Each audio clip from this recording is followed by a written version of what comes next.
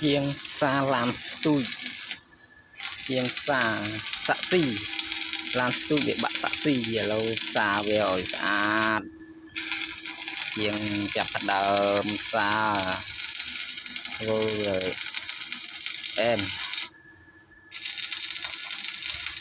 phải xạ xì lực thuần phê lực thuần về phải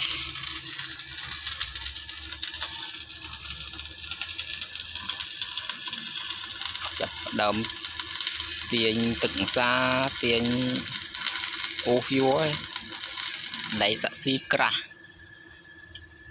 chiêng nân cha hào thành chiêng nân cha khung mục chết chừng định nân cha chứ sẽ điên nân cha nè